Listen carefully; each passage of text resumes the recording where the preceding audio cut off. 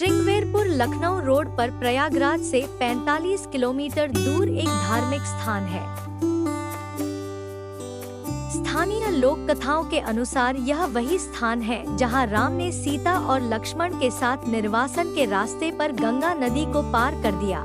यह प्रयागराज के आसपास के प्रमुख भ्रमण स्थलों में से एक है। श्रृंगवेरपुर अन्यथा नींद से भरा गांव है जो धीरे धीरे और लगातार तेजी से बढ़ रहा है। यद्यपि रामायण महाकाव्य में इस स्थान की लंबाई का उल्लेख किया गया है। श्रृंगवेरपुर निषादराज के प्रसिद्ध राज्य की राजधानी या मछुआरों का राजा के रूप में उल्लेख है। त्रेता युग के महानायक मर्यादा पुरुषोत्तम श्री राम का जन्म तीर्थराज प्रयाग में गंगा तट स्थित श्रृंगवेरपुर धाम की वजह से ही हुआ था। रघुवंश के विस्तार के लिए संतान प्राप्ति की खातिर राजा दशरथ ने श्रृंगवेरपुर में ही शृंगी ऋषि से पुत्रेष्टि यज्ञ कराया था।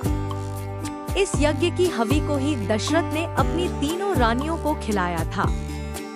रामायण और पुराणों के मुताबिक श्रृंगवेरपुर में हुए इस पुत्रेष्टि यज्ञ और इसके संकल्प की पूर्ति के लिए शृंगी ऋषि द्वारा किए गए त्याग की वजह से ही राजा दशरथ के यहाँ ब्रह्मा रूपी भगवान श्री राम सहित 4 पुत्रों का जन्म हुआ था।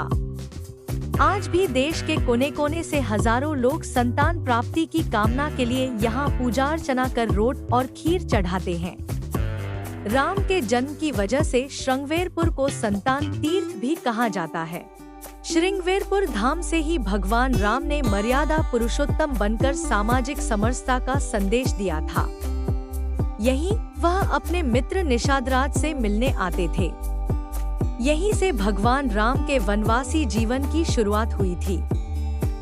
माँ सीता ने यहीं पर गंगा मैया की पूजा कर उनका आशीर्वाद लिया था। लंका दहन और रावण वध के बाद भगवान राम का पुष्पक विमान सबसे पहले यहीं उतरा था। केवट ने इसी जगह से राम, लक्ष्मण और सीता को अपनी नाव से गंगा नदी पार कराई थी। भगवान राम की बहन देवी शांता उर्फ आनंदी मैया का ब्याह यहीं शृंगी ऋषि के साथ हुआ था।